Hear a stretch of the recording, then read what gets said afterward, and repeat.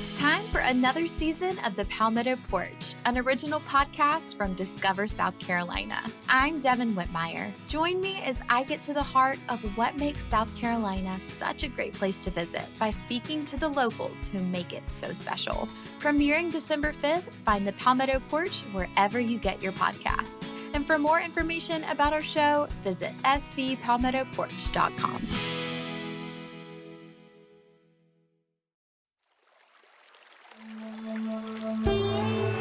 Hi everyone, I'm Deb Flashenberg.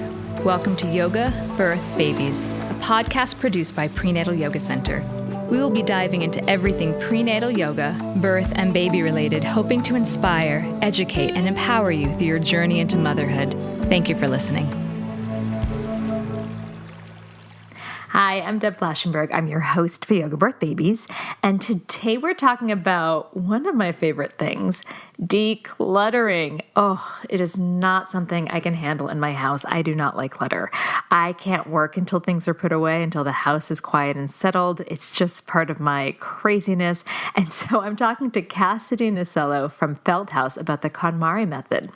And if you're a new or expectant parent, you know that babies have stuff. Lots of stuff. And as the kids get older, they have more and more stuff and toys. And especially if you're a city dweller and you may not have a ton of space, how do you deal with all this stuff? So Cassie and I dive into that. So if you're in that nesting phase, or maybe you're overwhelmed by the amount of toys your child has, then I think this podcast episode is for you. But before we get to that, I have a few thank yous I want to offer. So I want to offer a thank you to Margaret Sullivan, who made a very generous donation to the podcast. Now, sometimes not everyone's able to make a financial donation, sometimes they are. And when they do make the financial donation, just know that it goes to helping keep the podcast running and smooth.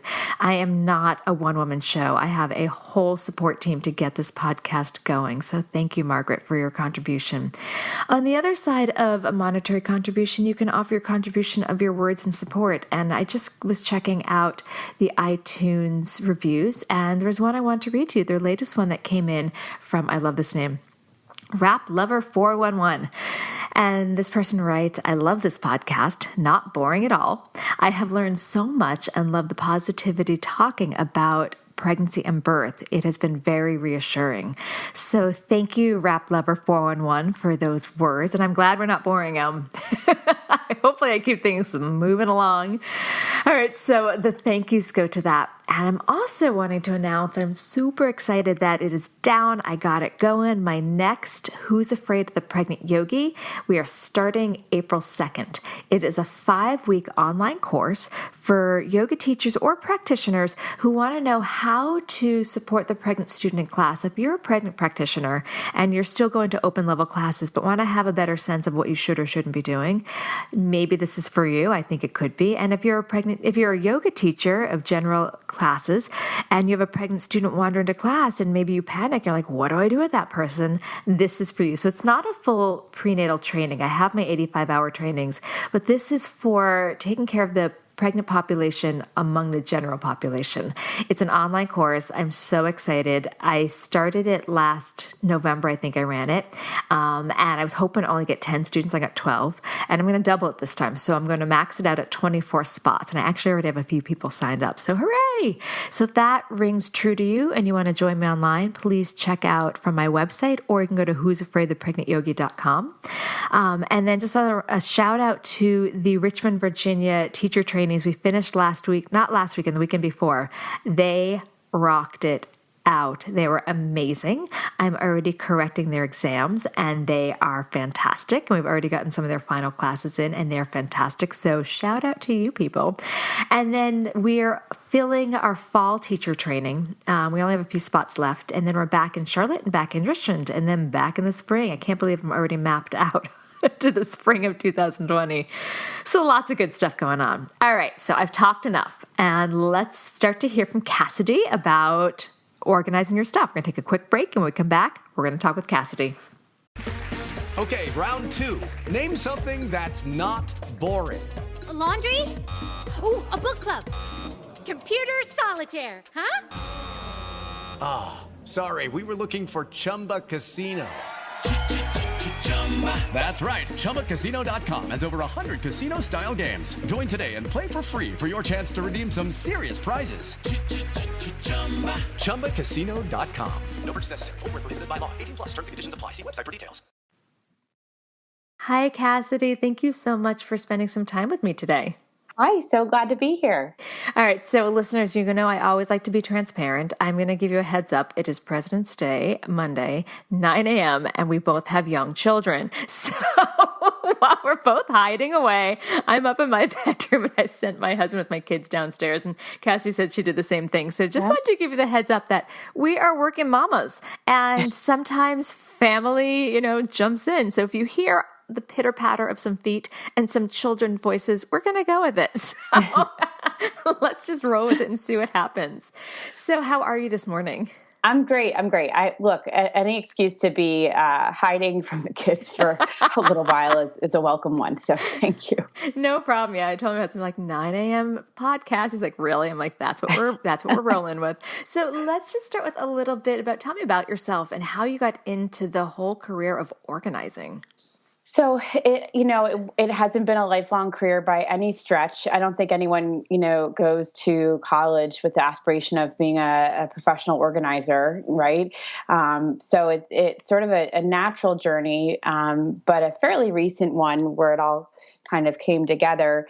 I had been over a decade in the advertising ad sales space and had been quite successful and kind of working my way up the corporate ladder, so to speak, but feeling progressively unfulfilled, especially as I, had this entrepreneurial bug that I couldn't quite escape. So I decided to take probably a quite expensive route to figure out what I wanted to do, which meant I went to business school.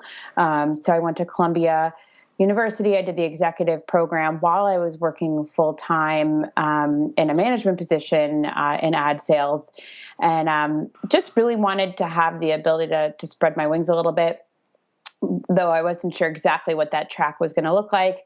And then the story goes, I got pregnant halfway through business school, so I wouldn't recommend that to anyone really, but we love our now 4-year-old, so it all worked out. But it was a very busy time. I came out of business school, went into the startup space, had a really exciting taste of what startup life looked like. And then the, challenging side of startup life is that there is uncertainty. And so the company I was working with had to lay me off because they did not continue to get funding for the media project I was working on. So after a 2-year run there, I was laid off and had to lay off my whole team. And that's when I kind of had my big pause of, wait a minute, what do I really want to do? And that's when I took a beat and took some time and really did some soul searching and realized that my passion of working closely one-on-one with people, of, business building, of running a sales related business, but more on the human side, was something that I was really capable of doing. And so I had simultaneously been on the mailing list from Marie Kondo's newsletter. So for those who don't know who she is, she's really the ultimate guru to organizing, Japanese superstar. Now as a Netflix series, she wrote The Life-Changing Magic of Tidying Up. And she was coming to town to certify people as professional organizers in her KonMari Method. And so I went just almost in jest, like I thought it would just be kind of a fun kick to go to this certification seminar for 3 days.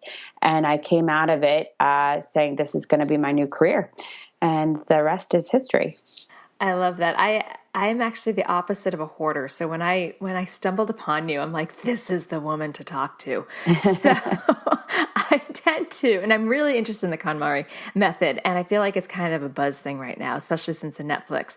And when I heard about it, I'm like, ooh, someone that, encourages people to throw stuff away. I'm like, that is my lady. I tend to go to the side of it where I like getting rid of stuff because I hate clutter, to the point where I'm like, ooh, I probably should have kept that piece of paper because it was important. Or I'm like, oh, that really would have been a good idea to keep. So for those that don't know about the KonMari method, can you explain it a little bit? Sure, absolutely. So truly, it's not just a way to organize, it's a lifestyle.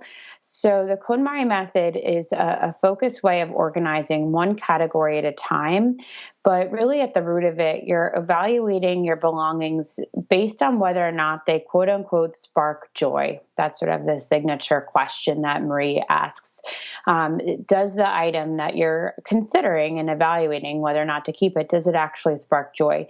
And it's a very simplistic, it sounds simplistic, right? But our emotions are not simple, right? So it's not always easy just to say yes or no, because all of our thoughts creep in, such as, well, I spent a lot of money on this, or it was gifted to me, or maybe I'll need it one day. So that tends to kind of complicate our thoughts, which is, part of why decluttering is so challenging. But it really does have to stay as simple as, do I like this or not? Forget how much it costs. Forget who gave it to me. Forget about the, theoretical future that I can't even quite imagine. But just simply, do I like it, right? And that's really the root at how you decide what to keep. But in terms of the sort of brass tacks of it, you really have to evaluate things one category at a time, starting with clothing, then books, papers, kimono. She uses that word kimono to reference miscellaneous things. But they're really subcategories like kitchenware, beauty products, linens, etc. And then lastly is the sentimental category, which has to remain last because that's the most emotionally charged one and can kind of derail you from your decluttering process. So it's important to leave that last and face those old love letters when you're good and ready, which may be a year or two beyond your initial decluttering journey. But really to cull everything together from one specific category. So for example, for clothing, you truly have to gather every last article of clothing and empty every drawer and take every last piece of clothing out of the closet, off of the hanging rack, and make a big pile, because you really have to have some awareness of what you have. And in order to get that kind of sticker shock of, wow, I've accumulated more than I realized, or I really don't wear most of my clothes, and see things a little bit more objectively, but without judgment, but just see things in a little bit more of an objective light, out of the kind of dark closet that you're used to, fishing through when you're trying to get dressed every day. And that approach of taking everything out of its initial kind of place is the way you approach every single category, so that you can have an objective look at everything that you have and have a holistic understanding of where you're at. This podcast is sponsored by Skylight Calendar. Let's be real. Running a household can be exhausting and chaotic. And finding the perfect Mother's Day gift, it's not exactly a no-brainer. Until now. The Skylight Calendar is the best way to organize the family and give everyone, especially mom, some peace of mind to enjoy the things that matter most. The Skylight Calendar is a smart, touchscreen calendar that keeps track of and manages the chores, dinner planning, groceries, and to-dos for the whole family. The Skylight Calendar automatically syncs each family member's digital calendars and displays them all together on one color-coded touchscreen. It even doubles as a digital picture frame, so you can finally share all those special moments that are just sitting on your phone. As a limited-time offer for our listeners, get 15% off your purchase of a Skylight Calendar when you go to skylightcal.com/easy. That's SKYLIGHTCAL.com/easy. Get 15% off your Mother's Day purchase now at skylightcal.com/easy. So, you've got an idea for a business. The store of your dreams. There's just one thing to figure out. Everything. That's why Shopify's all-in-one commerce platform makes it easy to sell online, in person, and everywhere else. Sell on social media, source products with an app to get that first sale feeling. It's the only solution that gives you everything you need to sell everywhere you want. So when you're ready to bring your idea to life, power it up with Shopify. Sign up for a $1 per month trial period at shopify.com/listen. This must take people a very long time. Or do you think people do it do they do it kind of like one piece at a time in like a week, or what do you recommend? It's a real commitment. It's not something that you just sort of like dilly-dally in. If you really want to see success, it does require a focused commitment. And I know whether or not, usually when clients reach out to me, they're ready. But sometimes I can think of some friends who wouldn't be ready for this process right now. They're kind of okay where they are. And you kind of have to have that itch to scratch, before you you have to be ready to face the music. And so for clothing alone, when I'm working with a client, I ask for a 5-hour commitment upfront, and sometimes it'll take 2 sessions to get through one person's clothing. It really just depends on their volume and how long it takes to make decisions. But I do say it's important to try to go through all the categories within a pretty good clip, at a pretty good pace over, I don't know, for one person, it could be a couple weeks. For one person, it could be a few months, but to try to keep some momentum, because you really want to feel the results of the before and then the after, right? When you feel that dramatic change within a short period of time, you're more likely to sustain it. And you also don't want to feel like you're decluttering forever. I mean, I think that's where people's biggest pain point with decluttering is they feel like they're always decluttering and they're getting nowhere, and it's this sort of vicious cycle. But when you declutter with the KonMari method, it's a very deep process rooted again in your emotions, and so it's hard. So I kind of go for the Band-Aid effect, to be honest, and I think that's just the best way to go. Well, you were mentioning kind of the before and after. How have you seen the whole decluttering process change people's lives? Oh man, where do I begin? Changing jobs, losing weight, reconnecting with kids, more family dinners. I have one client who just told me that she, when we first started our work together, she said, this is not our house forever. We're committed to moving. I don't like this house. I can't entertain here. We really spent barely any money on it because we just want to sell it and move on and get the house of our dreams.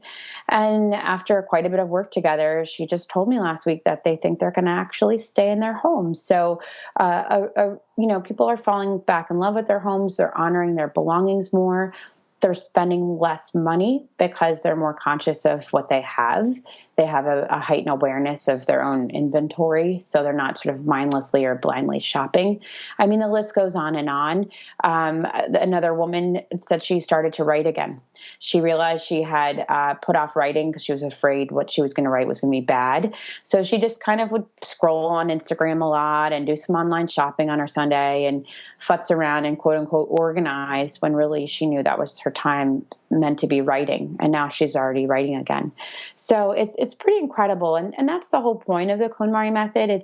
It's not to get rid of things for the sake of getting rid of things. It's to shed the things that aren't serving you, that aren't sparking joy, that kind of elicit negative emotions, in order to make physical space, but also mental space to really pursue your dreams. And so it ultimately isn't about the stuff. The stuff is just sort of the part of the journey to get to really your bigger dreams and goals. I can relate to that. I have this thing that I need to have. Now, I work a lot at home. I do 3 days at home and 2 days in New York City at the yoga studio. And I can't sit down to get my work done until my workspace is decluttered and the kitchen is clean.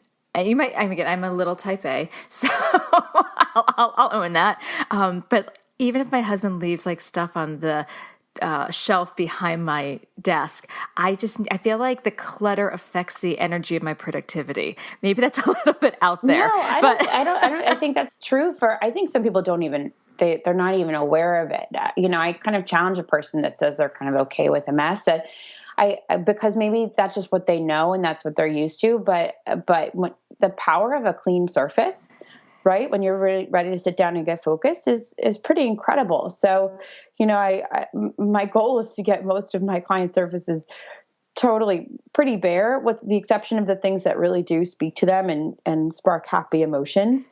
And it is a pretty powerful impact. Yeah, I remember this was years ago when Oprah talked about cleaning your wallet out because it affects the energy of abundance. Like, I know every now and then I'll just shove receipts in my wallet, and then once a week I'm like, it's just cluttering. So I think I'm on the obsessive side of decluttering.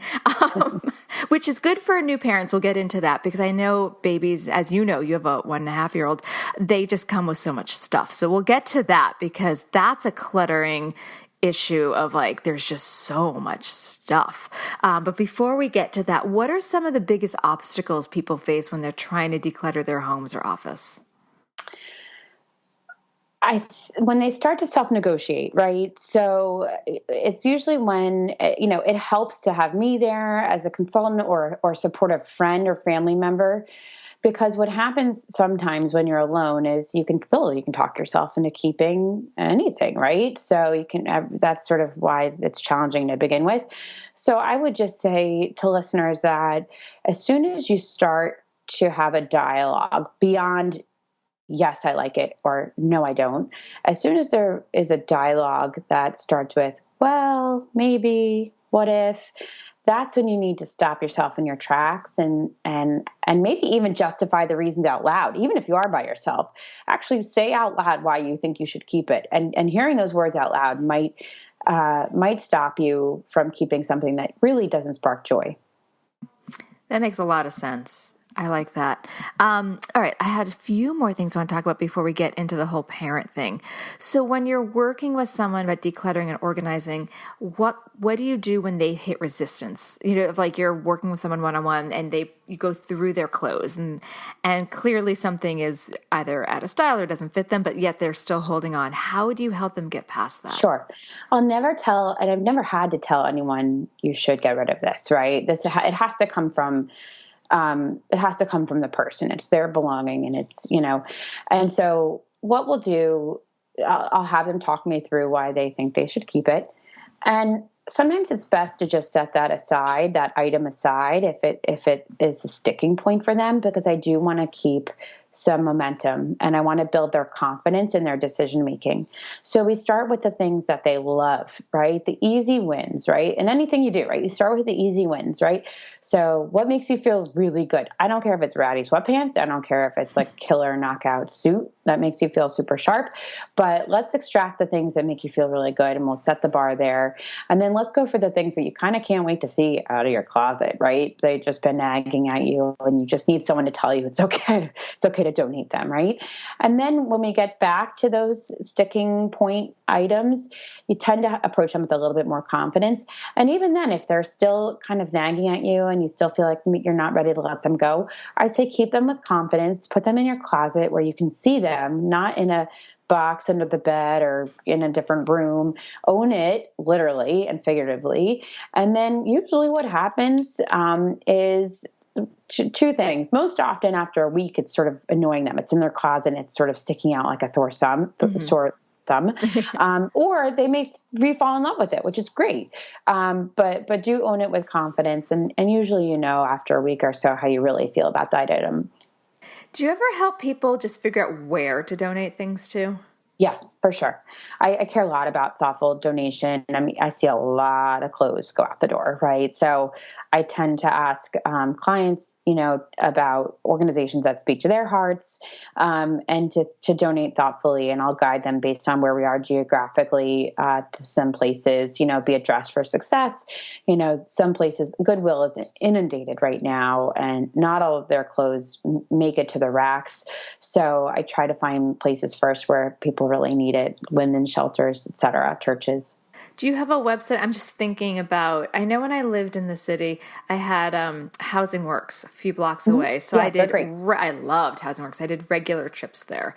But now that I'm out in the burbs, I went through my closet when I kind of switched from summer to winter, and I pulled out about 10 pairs of corduroys that have been sitting in my trunk in my car because I've been driving around, like, I'm going to donate these. And then I have stuff that went from my New York apartment to one house to another that I don't know where to donate to. So you're saying Goodwill is not ideal? I tend to sort of lean on that as a last resort.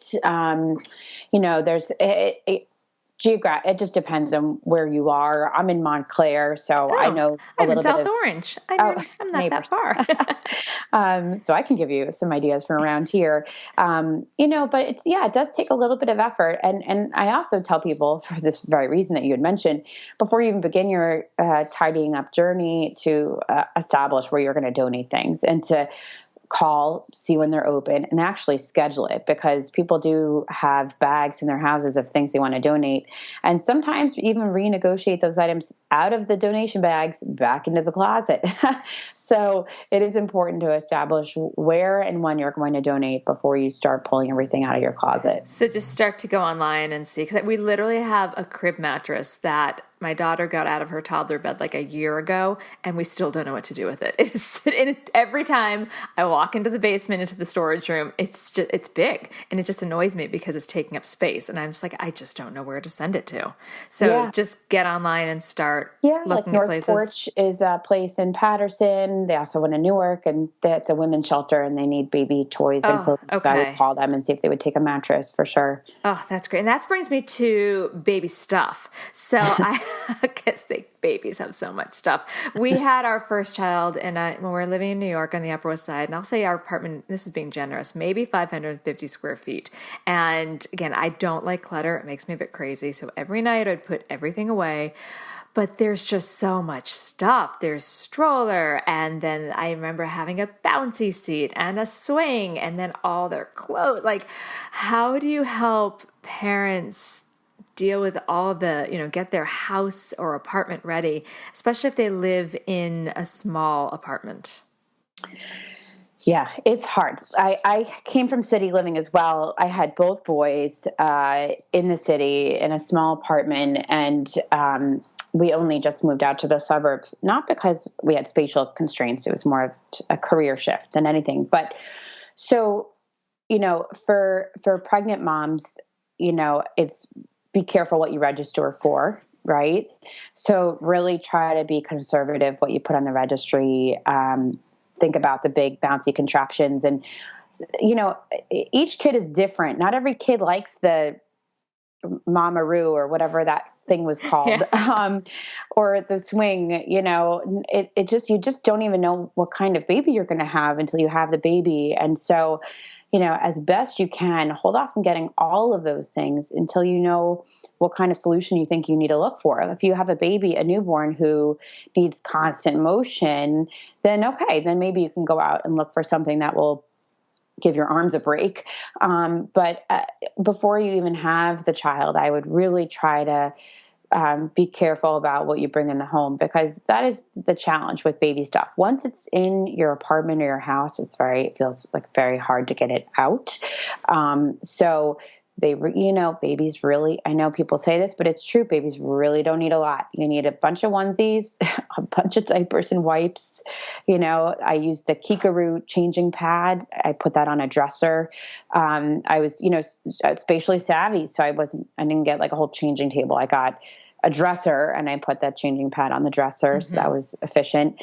But you really don't need a lot. So try to hold off on getting all those contraptions until you know what kind of child you're going to have.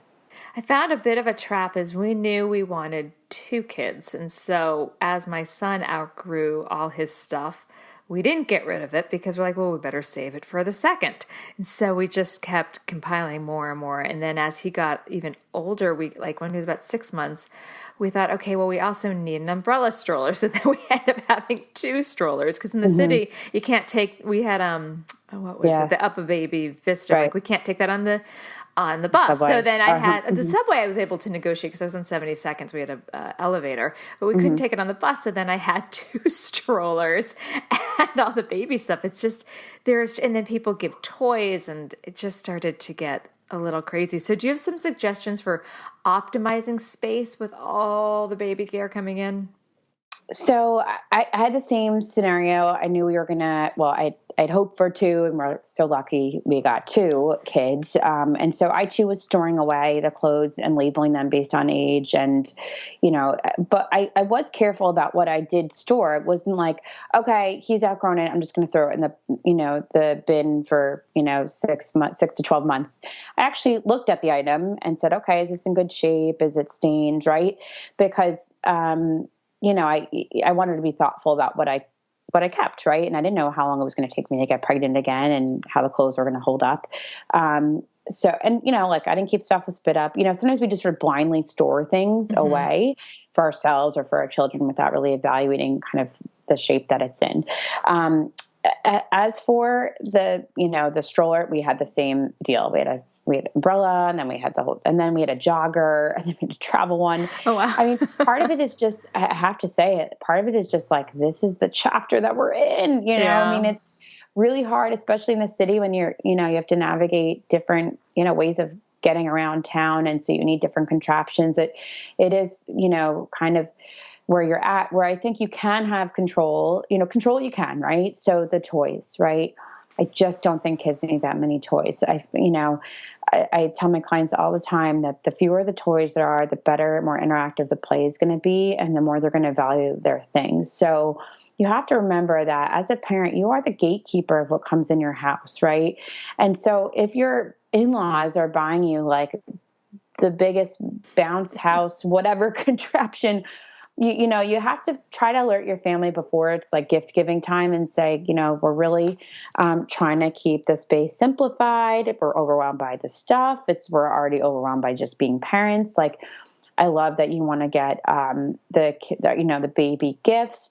Do you think you could keep some of the larger items at your house so that when we come to visit you, they have the excitement of all these new and fun toys, right? And that might make them think twice about getting the big things if it has to live at grandma's house, there. right? So, yes. But you have to remember that you're not a victim, and you are the gatekeeper of your home and what comes in your home, right? So if something just feels too big, you have to be okay, right? And I know it's not easy saying, we love this, thank you so much. I just think it's not going to work with our living space. Would love to exchange it or try to exchange it when you can, and get credit or what have you. But it does sometimes require a little bit of an uncomfortable conversation. But ultimately, no one wants you to keep something that's not serving you and that you don't want, right? You have to remember that. Right. That makes a lot of sense.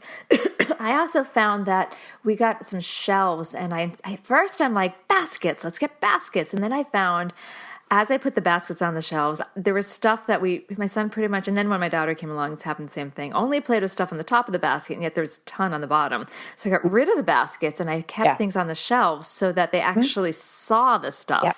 And then I kind of just stacked upward. So do you have some suggestions for decluttering kids' toys? Because now we have a playroom, and everything goes in the playroom, so I don't even have to see the stuff. But as birthdays come along, more and more stuff comes in, and I don't know how to get rid of the other stuff. Sure.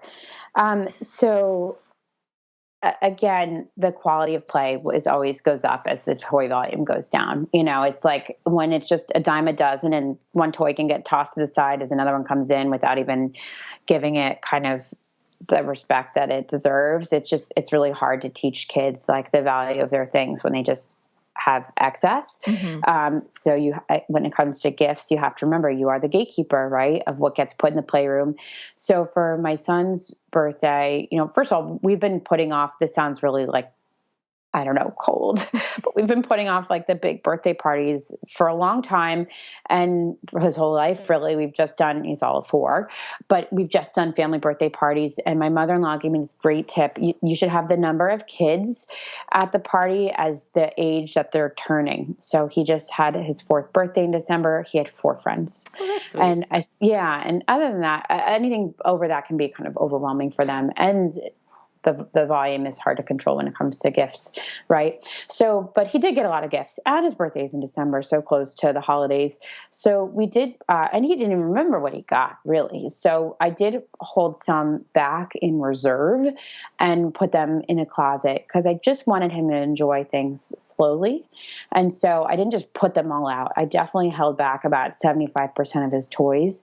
And, if there's a crafty thing, I waited for a rainy day to pull that out. So I'm really curating it and trying to create kind of a toy library, if you will, so that what he has at his fingertips is really thought out, and taps into the different kind of senses that I want him to tap into when he's playing, like, a little bit like the Montessori style approach. Mm-hmm. I love the Montessori. I drink that Kool-Aid. Both my kids did Montessori. So yay, I'm glad you mentioned that. Mm-hmm. Do you ever rotate the toys? I tried that for a while. Like I'll pull some out and they don't usually even notice it. And then when they seem bored with it, I kind of throw the other ones back in. Yeah, no, absolutely. I'm a big fan of that. I do that with books too. I'm a big believer that that the book pile should be, quite simplified. Like you could grab them all with one hand in theory, or two hands from the bedroom. I think that the connections that kids make with the characters in the books is much more meaningful when they have some favorites that are always present and, at their fingertips.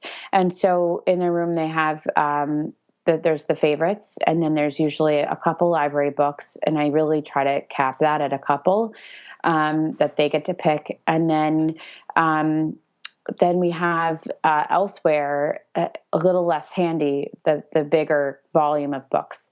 So if they feel like they want to refresh, then we go to the bookcase in a different room and select another book and kind of add that into the mix in their bedroom.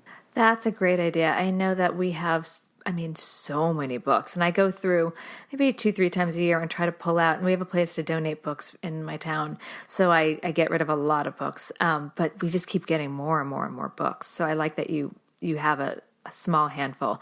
I want to ask a little bit about decluttering the stroller. I remember city living, my diaper bag was just like exploding with stuff. Do you have any tips for decluttering the stroller and diaper bag? Yeah, I think just Marie Kondo talks about emptying out her purse every day, which sounds kind of insane to people, but if you can build that into your routine, it's pretty amazing what it can do for you. And so taking that same approach to the diaper bag or the stroller, just making a habit of emptying those vessels out at the end of the day. So I'm a big fan of packing cubes. I swear by packing cubes because I'm always changing bags, always packing up for What's one a kid. packing cube? So it's essentially just like a nylon sort of cube looking thing that has a mesh lid that zips around, and it just allows you, it's like a pouch. It just allows you to separate things within a bigger bag. I know like the original packing cube, I think, maker was Eagle Creek, and they're like sold online at the Container Store. And there's so many different, if you just go on Amazon and you type in packing cube, it'll be like a ridiculous number of results. But the idea is that it just allows me to separate categories. So it keeps my kids' clothes separated. I have one cube that's just diapers and wipes and, diaper cream. And so that I just pull out the cubes when I empty the bag, and then I kind of know what I'm looking at. And I think that's just the best way. So that way I don't have a heap of stuff.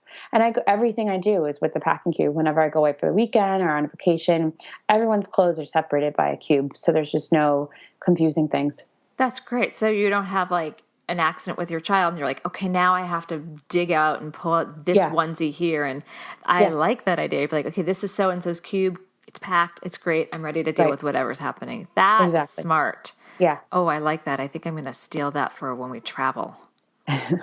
All right. So we're going to take a quick break. And when we come back, I'm going to ask you about tips and advice for new and expectant parents. We'll be right back.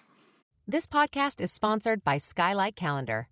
Let's be real. Running a household can be exhausting and chaotic. And finding the perfect Mother's Day gift, it's not exactly a no-brainer. Until now. The Skylight Calendar is the best way to organize the family and give everyone, especially mom, some peace of mind to enjoy the things that matter most. The Skylight Calendar is a smart, touchscreen calendar that keeps track of and manages the chores, dinner planning, groceries, and to-dos for the whole family. The Skylight Calendar automatically syncs each family member's digital calendars and displays them all together on one color-coded touchscreen. It even doubles as a digital picture frame, so you can finally share all those special moments that are just sitting on your phone. As a limited-time offer for our listeners, get 15% off your purchase of a Skylight Calendar when you go to skylightcal.com/easy. That's SKYLIGHTCAL.com/easy. Get 15% off your Mother's Day purchase now at skylightcal.com/easy. And we're back. Great. So I'd love to start to wrap things up and hear about a piece of advice or tip you can offer for a new or expectant parent. I think decluttering before the baby comes, and it's actually, I think, almost innate, right, for expecting mothers, that nesting bug is there, right? So like use that. And try to declutter as much as you can before the baby comes, because you'll just have a peace of mind and you'll feel like you're baby ready and that you have space and room to grow. Don't feel like you need to fill every drawer. Even if you have some drawers that are empty and there's room to grow as things come in the door, it'll just make you feel a lot more sane, because when that baby does come, all you're going to care about is just feeding the baby, diapering the baby, and getting the baby to sleep and bonding with the baby. So the stuff, all those things just kind of tend to fall to the wayside. So the more you can do to, create physical space before you have your child, I think the better and more you can enjoy that special time. Oh, I like that. And I know that you have 2 youngish kids. Was there one thing that you got either pregnant or postpartum that was a game changer for you? That Kikaroo changing pad I'd mentioned, I love that because you can wipe it down so that you're not always, especially we didn't have laundry in the city, so you could just spray it and clean the changing pad. I also had just like a simple felt diaper caddy that just allowed me to change the diaper wherever I was moving around. It just had my essentials kind of in this little handy caddy that I took all around the apartment. So that was really handy. But that's it. That's really smart. And I love everything you're talking about the decluttering and the KonMari Method. Where can people find your work? So thank you. So my website is www.felt.house. And my Instagram handle is @felt.house.nyc. I will make sure all that is in our show notes. And just curious, where did Felt House, is that more like how someone feels about their house, or? Yeah, it's a play on the tactile and the emotional side of the tactile. Oh, I like that, because you're talking about the felt caddy. I'm like, oh, I wonder if that's where that came from. Okay. Well, thank you for your time. I really appreciate this. And I think a lot of people get overwhelmed. They're pregnant, they're registering for stuff, and a lot of city living, there's just not space. So I think you gave some really solid piece of advice that people can take a deep breath, take a beat, and then not feel overwhelmed about going forward and have some plans. So I think it was wonderful. Thank you so much. Thank you. Appreciate your time. You too. Bye. Bye. This has been an episode of Yoga Birth Babies, produced by Prenatal Yoga Center. You can catch us on Facebook, Twitter, Instagram, and Periscope. I'm Deb Flaschenberg. Thanks for listening. Step into the world of power, loyalty, and luck. I'm gonna make him an offer he can't refuse. With family, cannolis, and spins mean everything. Now, you wanna get mixed up in the family business. Introducing The Godfather at ChumbaCasino.com. Test your luck in the shadowy world of The Godfather slot. Someday, I will call upon you to do a service for me. Play The Godfather, now at ChumbaCasino.com. Welcome to the family. VGW Group. No purchase necessary. Void where prohibited by law. See terms and conditions. 18+.